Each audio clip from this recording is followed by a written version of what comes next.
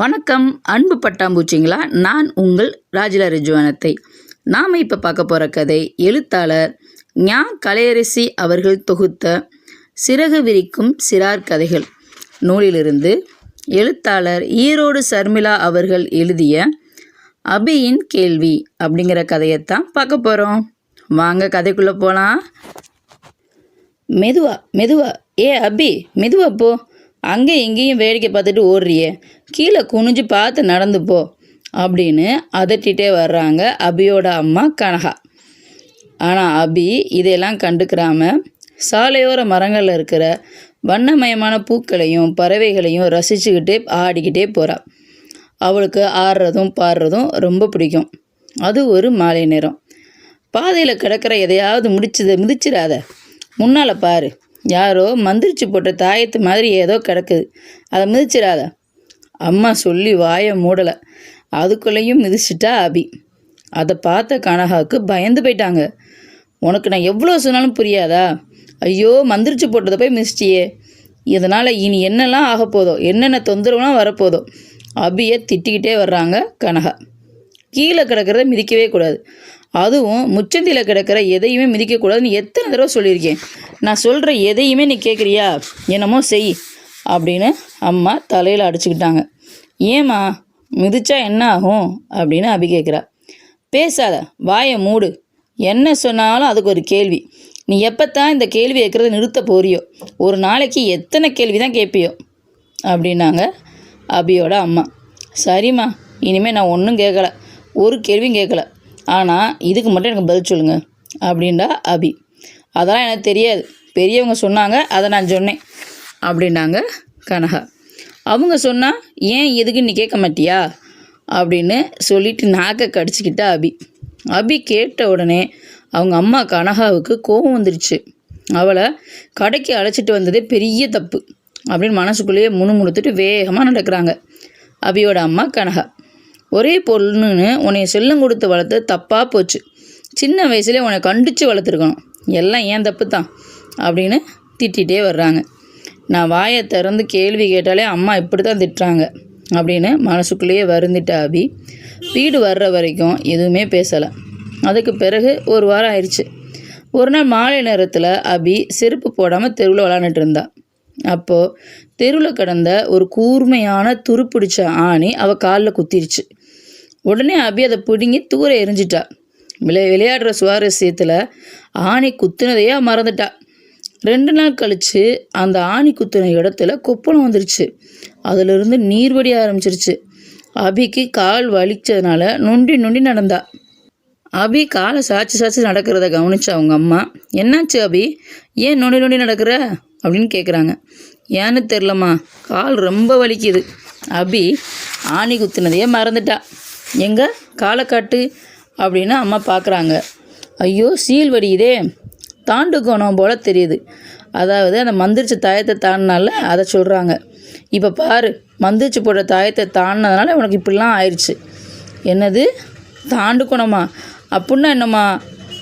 நான் அன்னைக்கே சொன்னேன், கீழே கிடக்கிற எதையும் மிதிக்காதுன்னு. சொன்னால் கேட்குறியா? இதை இப்படியே விட்டால் ரொம்ப மோசமாயிரும். வா, மந்திரிச்சு தாயத்து கட்டுவார்ல, அவர்கிட்ட போய் மந்திரிச்சு கயிறு கட்டிட்டு வந்துடுவோம் அப்படின்னு அம்மா சொல்கிறாங்க. உடனே அபி கேட்குறா, ஏம்மா, அவர் என்ன மருத்துவரா? மந்திரிச்சு தாயத்து கட்டி கயிறு கட்டினா எல்லாம் சரியாயிருமா? என்னம்மா சொல்கிற அப்படின்னு அபி சொல்கிறா. அபி சொன்ன உடனே கனகாவுக்கு கட்டுக்கடங்காத கோவம் வந்துருச்சு. அதெல்லாம் எனக்கு தெரியாது, நீ ஏன் கூட மந்திரிக்கிறவர் வீட்டுக்கு இப்போவே வந்தாகணும் அப்படின்னு கட்டளை போடுறாங்க அவங்க அம்மா. ஐயோ அம்மா, இன்றைக்கி எனக்கு பரீட்சை இருக்கேன், ஆளை விடுங்க அப்படின்னு சொல்லிட்டு ஒரே ஓட்டமாக ஓடிட்டா அபி பள்ளிக்கூடத்தை நோக்கி. பெற்றவங்க சொல்கிற பேச்சை இந்த காலத்தில் எந்த பிள்ளைங்க கேட்குது? புலம்பிக்கிட்டே அம்மா வீட்டுக்குள்ளே போயிட்டாங்க. அபி பரீட்சை எழுதி முடிச்சிட்டா. வீட்டுக்கு போனால் அம்மா எப்படியும் மந்திரிக்கிறவர்கிட்ட தான் கூப்பிட்டு போவாங்க.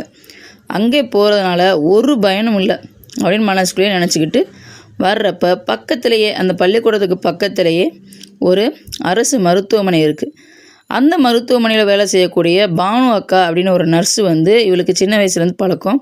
இவங்க தெருவுக்கு பக்கத்து தெருவில் தான் அந்த நர்ஸ் இருக்காங்க. அந்த பானு நர்ஸுக்கிட்ட போய் நிற்கிறா. போன உடனே அந்த நர்ஸு கேட்குறாங்க, வா அபி, என்னாச்சு, ஏன் நொண்டி நொண்டி நடக்கிற அப்படின்னு கேட்குறாங்க. உடனே இவ காலில் இந்த குப்பளத்தை காட்டுறா. அக்கா ரொம்ப வலிக்குதுக்கா அப்படின்னு சொல்கிறா. அந்த காலை எடுத்து பரிசோதனை பண்ணி பார்க்குறாங்க. பார்த்தவங்க அந்த நர்ஸு கேட்குறாங்க, காலில் ஏதாச்சும் குத்துச்சா அப்படின்னு. உடனே அபி யோசித்து பார்க்குறா. அப்போ தான் அவளுக்கு அந்த ஆணி குத்துனதே நினைவுக்கு வருது. ஆமாங்க்கா, 3 நாளைக்கு முன்னாடி மண்ணில் விளாண்டுட்டு இருந்தேன். அப்போ ஒரு சின்ன ஆணி தான் குத்துச்சு. ஆனால் ஆணியை உடனே பிடுங்கி எரிஞ்சிட்டேனேக்கா அப்படின்டா. பானு அந்த காயத்தை சுத்தம் செஞ்சு மருந்து வச்சு கட்டி விட்டாங்க. செப்டிக் ஆகாமல் இருக்கிறதுக்காக அபிக்கு டிடி ஊசியும் போட்டாங்க. நான் வீட்டுக்கு கிளம்ப நேரம்தான், வண்டியில் ஏறிக்கோ, நானே உன்னை வீட்டில் விட்டுறேன் அப்படின்னு சொல்லி அபியை வீட்டுக்கு கூப்பிட்டு வர்றாங்க. அபி பின்னாடி ஏறி உட்காந்துட்டு வர்றா பைக்கில் ஏறி. இப்போ வீட்டு வாசலுக்கு வந்த உடனே அபி என்ன செய்கிறான்னா பாவாடையை வச்சு காலை மறைச்சிக்கிட்டா. கட்டு போட்டிருந்தால உடனே அம்மா கேட்பாங்கல்ல ஏன்னு, அதனால் காலை மறைச்சிக்கிட்டா. வா பானு, எப்படி இருக்கிற, 2 பேரும் எப்படி ஒன்றா சேர்ந்து வர்றீங்க அப்படின்னு கனகா கேட்குறாங்க. அபி காலில் புண்ணு இருக்குன்னு ஆஸ்பத்திரிக்கு வந்தாக்கா அப்படின்னு அவங்க சொல்கிறாங்க. ஆமாம், காலையிலேயே பார்த்தேன். சாயங்காலம் மந்திரிக்கிறவர்கிட்ட அழைச்சிட்டு போகலான்னு இருந்தேன், அதுக்குள்ளே அங்கே வந்துட்டாளா அப்படின்னு சொல்லிட்டு கனகா அபியை பார்த்து ஒரு முறைச்சாங்க. ஐயோ அக்கா, 3 நாளைக்கு முன்னாடி அவள் காலில் ஒரு ஆணி குத்திருச்சு, அதனால தான் இந்த காயம் ஏற்பட்டிருக்கு. இதுக்கு மந்திரிக்கவும் கூடாது, கயிறு கட்டவும் கூடாது, அதனால் எந்த பயனும் இல்லை. உடனே ஆஸ்பத்திரிக்கு தான் வரணும். அபி புத்திசாலி, அவள் சரியான இடத்துக்கு தான் வந்திருக்கா. இன்னும் 2-3 நாள் ஆயிருந்துச்சுன்னா பெரிய பிரச்சனையாக இருக்கும். காயத்தில் சீல் பிடிச்சிருச்சு, அதனால் டிடி ஊசியும் போட்டிருக்கேன், இனிமேல் பயமில்லை அப்படின்னு பானு சொல்கிறாங்க. நான் கூட மந்திரிச்சு தாயத்தை தாண்டினால, அதனால தான் நினச்சேன். 1 வாரத்துக்கு முன்னாடி தெருவில் ஒரு தாயத்தை மிதிச்சிட்டா, அதனால தான் இப்படி ஆயிடுச்சுன்னு நினச்சி பயந்துட்டு இருந்தேன் அப்படின்னு கனகா சொல்கிறாங்க. நல்ல வேலை, நீங்கள் சொன்னதை கேட்டுட்டு மந்திரிக்க போகாமல் அவள் ஆஸ்பத்திரிக்கு வந்தது நல்லதாக போச்சு. அவி அறிவாளி பொண்ணுக்கா, அவளை நல்லா படிக்க வைங்க. யார் எதை சொன்னாலும் கண்ணை மூடிக்கிட்டு நம்பாதீங்க. ஏன் எதுக்குன்னு கேள்வி கேட்டு யோசிக்கிற இது மாதிரி பொண்ணு கிடச்சது உங்களுக்கு பெரிய கொடுப்பனை.